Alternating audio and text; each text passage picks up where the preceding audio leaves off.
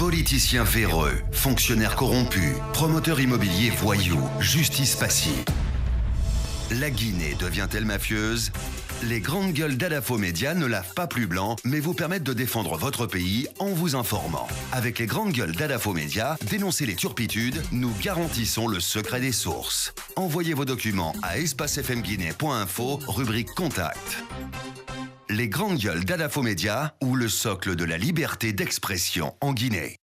Beaucoup de réactions ce matin, évidemment, dans notre émission. Moussa Moïse, encore un complément parce qu'il faut passer à autre chose. Hein. Oui, passons à autre chose maintenant. Moi, je pense que la coupe est pleine. Hein. Il faut comprendre. J'ai comme des envies ce matin de créer. C'est pas seulement les 21 millions de dollars. Il y a d'autres pourritures au sein de la Banque centrale.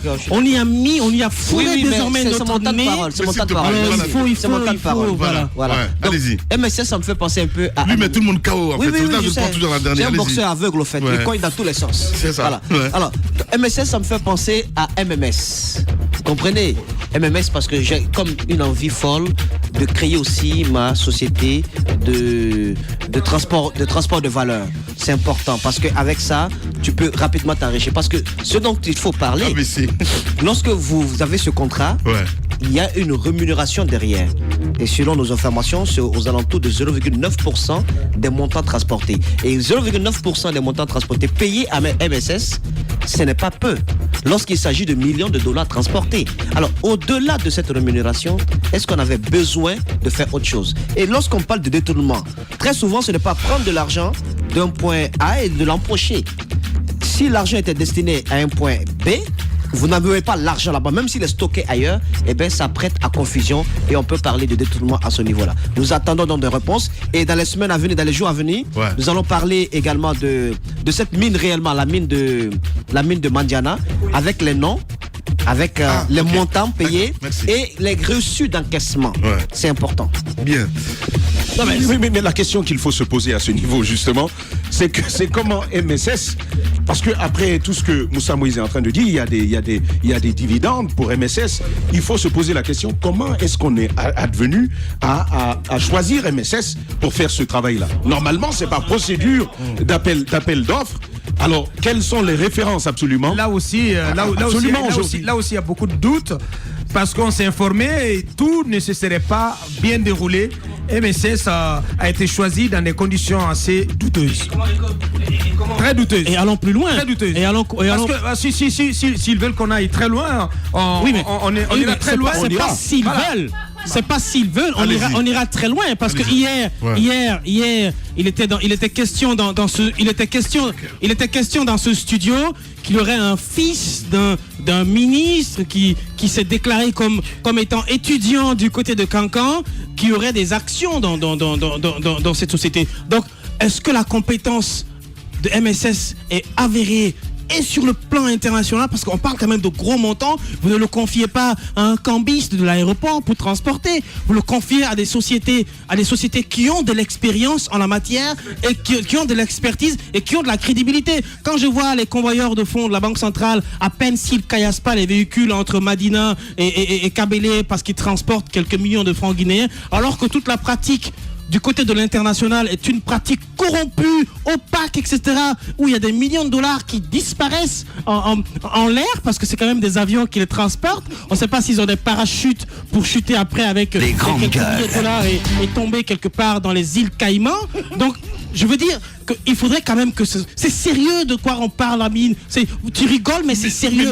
Le président de la République, pour moi, c'est une déception totale parce qu'il va revenir, rien ne va se passer parce qu'en l'état espèce, et les deux dames du port autonome de Conakry, et le ministre de Transport, et les dirigeants de la Banque centrale, ils doivent tous être suspendus et explications soient faites à l'appui avant que ceux qui soient blanchis ne reprennent leur poste et ceux qui sont évidemment impliqués dans les magouilles disparaissent. C'est comme ça, on lutte contre la corruption. Encore une fois, la lutte contre la corruption de Doncas est un échec.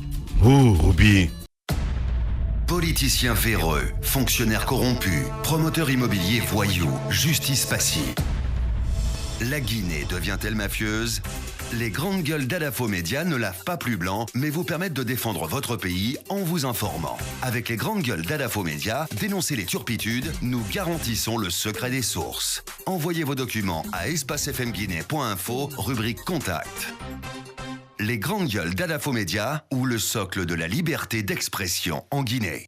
Les politiques qui s'expriment évidemment sur cette affaire. Dans un instant, nous allons joindre Koto Selou qui va intervenir chez nous, évidemment, affaire BCRG, la suite de l'enquête ce matin chez les grandes gueules. Moussa Moïsi là. Oui, voilà, il a fermé son micro tout seul. Je sais pas pour ce qu'il a. Ah oui, c'est bon. Alors, il faudrait donc que les citoyens puissent comprendre, parce que je vois que ça fait un grand débat sur la toile. Beaucoup ont envie de comprendre et c'est normal que les citoyens soient exigeants vis-à-vis de leur gouvernant, qu'ils puissent quand même communiquer là-dessus. Moi, je n'en veux pas trop au Premier ministre dans ce dossier, mais ça ne veut pas dire que le Premier ministre ne doit pas apporter des explications ou bien demander à ce qu'un rapport lui soit fourni sur ce qui s'est réellement passé. Parce que ce sont des faits qui sont antérieurs à sa nomination. S'il avait été de près ou de loin mené à ce dossier, on l'aurait dit dans ce studio-là. Ouais. Mais ça ne lui arrache pas donc le droit quand même de pouvoir demander un audit là-dessus. Bien. Alors, Koto, nous avons Koto Selou en direct chez les grandes gueules. Bonjour, Koto. Bonjour. Vous savez que j'ai toujours dénoncé l'opacité avec laquelle les marchés publics sont octroyés. En ce qui concerne la Banque centrale, et je sais de quoi je parle, depuis 1985 que j'ai commencé à y travailler, le transfert de fonds se faisait par Air France sur notre compte au Crédit Suisse, parce que le compte principal de la BCRG est resté en Suisse. Le chemin le plus court, c'était par la Banque de France. Avec l'arrivée d'Alpha Condé au pouvoir, avec sa volonté permanente d'aider les amis, il a dit à ses amis de prendre son marché. Et il a fait domicilier les réserves de change en transit à Dubaï avant de rejoindre l'Europe. Parce que notre principal compte, comme je l'ai dit, c'est le Crédit Suisse, à partir duquel on dispatche les réserves dans les autres établissements bancaires qui sont nos correspondants à travers le monde. Et j'étais directeur d'échange pendant quelques années et à la Banque centrale, et c'est comme ça que ça se passait, avec toutes les assurances possibles. Lorsqu'il est arrivé dans ce souci d'aider ses amis, comme je l'ai dit, il a demandé à ses amis mauritaniens et guinéens de constituer une société et de prendre en charge ce transfert. Ce n'est pas la Banque centrale qui a pris l'initiative de le faire, ça lui a été imposé. Ça, j'avais cette information depuis 2012 lorsque les instructions sont venues de la présidence de le faire, d'utiliser nécessairement ces intermédiaires qui étaient les amis du président. Ouais. Les amis du président, vous le dites si bien, mais comment peut-on comprendre? Parce que ce qui se passe est digne d'un film d'Hollywood. Moi, je suis juste... Cette pratique, monsieur le président, ce dépôt au compte-gouttes, on vous donne un montant précis à aller déposer, mais ensuite vous déposez un tout petit peu. Est-ce que c'est habituel? Est-ce que c'est traditionnel des pratiques de convoiement de fonds? Non, c'est peut-être que la Banque centrale a manqué de vigilance pour que ce montant atteigne les 21 millions de dollars, parce qu'on me dit que ça y est, c'est des prélèvements successifs pour dans les différents envois. On aurait dit, parce qu'il y a le rapprochement régulier entre la Banque centrale et ses correspondants, pour savoir quel est le montant qu'ils ont reçu, quel est le montant qu'ils ont décaissé. Après chaque mois, il y a un rapprochement, on a le solde qui est reconnu par les deux parties. Maintenant, si ce montant a atteint les 21 millions de dollars, c'est que la banque aussi a manqué de vigilance. Mais peut-être aussi elle avait le souci de ménager les amis du président. Bien. Vous parlez de rapprochement, c'est quand même en plusieurs mois que cela s'est déroulé. Pensez-vous qu'il y ait... Est-ce que c'est possible qu'il y ait un réseau qui s'organise, qui gagne par exemple peut-être des suppléments qui pourraient, comme on appelle, être générés par ces fonds qui ne sont pas par exemple versés en une seule fois? Est-ce que c'est possible? Écoutez, en général, lorsque vous avez remis le montant à ce transporteur de fonds, normalement la banque qui reçoit doit attester qu'elle a reçu le montant. Elle doit signifier à la Banque centrale qu'elle a crédité son compte sur ses livres du montant de l'envoi. S'il y a eu des écarts importants qui sont accumulés, soit la Banque centrale, les agents de la Banque centrale ont manqué de vigilance ou ils ont été des complices. Oui, mais, Monsieur le Président, lorsque vous parlez de manquer de vigilance, moi je comprends pas trop. On sait que dans le système bancaire, tout est désormais facile, dépôt, informatisé, dépôt, et tout de suite vous avez un système d'alerte pour dire que vous avez déposé tel sur votre compte, etc. Et en plus que ça se déroule sur une longue période, et c'est pas des petits montants quand même pour qu'on parle de manque de vigilance. Non, écoutez, j'essaie de vous dire que c'est pas compréhensible, quoi. Simplement, je n'ai pas mené des investigations pour savoir s'il s'agit d'un déficit de vigilance ou d'équité. Mais bon, l'un ou l'autre est possible. Comment ça se faisait à votre temps, lorsque vous étiez directeur d'échange? Donc, comment la Banque centrale, vous avez expliqué que c'était à travers Crédit Suisse, d'ailleurs, qui a continué jusqu'en 2012, si je ne m'abuse. Et lorsque Crédit Suisse a fini par renoncer à transporter les valeurs de la Guinée, c'est en ce moment que donc MSS s'est introduit dans le jeu. Comment ça se passait? Quels étaient les délais? Et est-ce que ces délais étaient respectés? Est-ce que Crédit Suisse donc, était respectueux de tous les délais et déposait entièrement tous les fonds qu'il transportait? Absolument. Nous décidons d'exporter une quantité de dollars, par exemple, versés à nos caisses, soit par nos clients, soit par les banques commerciales, parce que les banques commerciales de la place ne détiennent pas les devises dans leur caveau. Elles les versent à la Banque centrale. Et la Banque centrale doit faire créditer les banques à l'étranger. Mais le transport de fonds était un monopole de la Banque centrale, des devises vers l'extérieur. Ou l'importation, parce qu'il peut arriver aussi qu'on importe des devises si dans nos caisses nous n'avons pas suffisamment de devises pour faire face au change manuel. Donc, lorsqu'on décide d'exporter une quantité de devises, nous informons notre correspondant que nous allons le faire à telle date par Air France. Et toutes les dispositions sont prises. Là, le Crédit Suisse, il vient à l'aéroport, il réceptionne les fonds, il vient à l'aéroport, il réceptionne les fonds et il nous notifie que les fonds sont arrivés et il crédite notre compte sur ses livres du montant. Et on est informé automatiquement. En pareille circonstance, finalement, peut-être c'est la dernière question, que devrait exiger le peuple de ses dirigeants? Que c'est la transparence. J'ai toujours dénoncé le manque de transparence.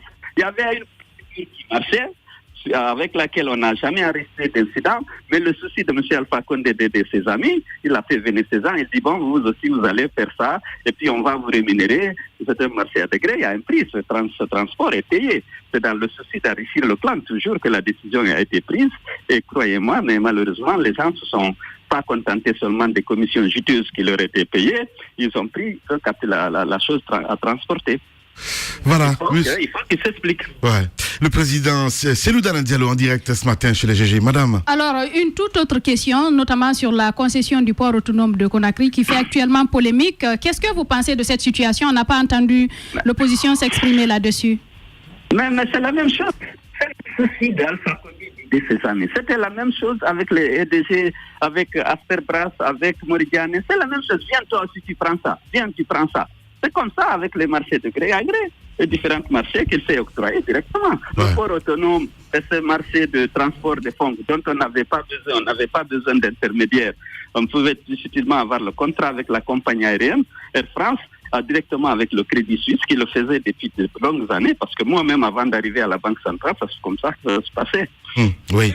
Et comment comprendre aujourd'hui cette passivité, si on peut se dire ainsi, de votre ancien porte-parole? Je parle de Boubacar Silla, entre autres. Lamine Guirassy, moi j'ai envie de dire quand même comment est-ce qu'il comprend la proactivité de ce ministre-là, lui qui a été porte-parole de l'opposition. Aujourd'hui, en dehors de Sékou Touréa, c'est lui qui chapeaute la signature. Comment le comprenez-vous? Est-ce que ça vous surprend, M. Cellou Dalein Diallo?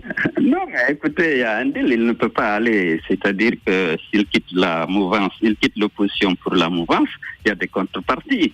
Et je ne suis pas sûr que c'était par rapport à... Il l'a fait par conviction. Je pense que c'est par rapport à ses intérêts, le souci d'occuper un poste important, et il est obligé de défendre les actes d'Alpha Condé, quels qu'ils soient. Donc ça ne vous choque pas aujourd'hui? Vous comprenez aisément sa capacité à retourner, à faire des acrobaties linguistiques pour justifier désormais la vente du port, etc. Et tout le bienfait que cela va apporter selon lui à l'État guinéen. Vous le comprenez? Pour vous, ça ne vous choque pas? C'est dans l'ordre du naturel, c'est l'homme. Il a reçu une de faire signer dans ses locaux la convention à la négociation de laquelle il n'a pas du tout participé, et c'est vraiment très opaque. On ne peut pas décider, donner le port à tel, sans que celui-ci ne justifie de capacité, sans un minimum de transparence dans cette opération. Il est obligé, évidemment, je pense que c'est les contreparties aussi. On ne peut pas lui donner un gros ministère comme ça, renvoyant quelqu'un qui s'est battu pour le RPG pendant de longues années, pour qu'il reste les bras croisés lorsque le gouvernement est attaqué, même lorsqu'il a complètement tort. Ouais. Alors nous sommes face à deux gros problèmes.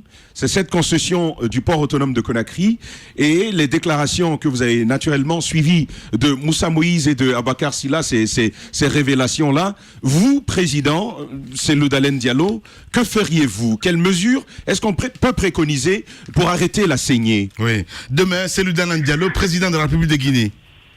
Bon, écoutez, d'abord, moi, je mettrai en place les institutions, la Haute Cour de justice, devant laquelle je peux être entendu, devant laquelle chaque ministre doit être entendu, et chacun en posant son acte dans l'exercice de ses fonctions, faire attention, parce que c'est dissuasif. On sait que la Haute Cour de justice est là. Aujourd'hui, c'est l'impunité absolue si Alpha Condé n'a pas mis en place la Haute Cour de justice.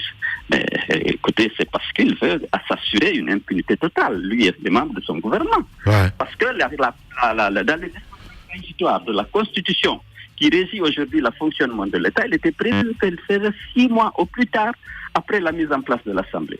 Jusqu'à présent, il refuse systématiquement. Oui, mais aujourd'hui une commission d'enquête parlementaire. Aussi, pour le cas Bolloré, pour d'autres marchés de gré à gré qui ont été octroyés dans des conditions opaques. Jusqu'à présent, l'Assemblée, la mouvance majorité, refuse qu'on mette en place une commission d'enquête parlementaire. Alors, c'est l'impunité totale pour le gouvernement de la République. Ouais. Merci beaucoup en tout cas, Monsieur le Président, et bonne rentrée à vous. Véritable success story de la radio Espace Guinée, les grandes gueules, détentrices des meilleurs scores radio en Guinée, de la meilleure émission talk show, a donné le créneau horaire du départ au bureau et du retour à la maison, récoltant depuis des années consécutives le titre d'émission la plus écoutée en Guinée, toutes catégories confondues. Un grand total de plus de 5 millions d'auditeurs ont été fidèles au talk show Les GG, diffusé jour après jour sur toutes les stations du réseau Adafo Média de 9h à 10h30, un exploit qui restera longtemps dans les annales de la bande FM en Guinée. On a terminé ce matin. Un grand merci à vous à l'international. Merci à Mamoudou Condé à la réalisation côté télé et à Prince Diallo à la radio. Demain, on va se retrouver pour un autre numéro. Dans un instant sur Radio Espace, Arnaud Béchier qui vous retrouve avec Zik Laisse passer la matinée et sur Espace TV.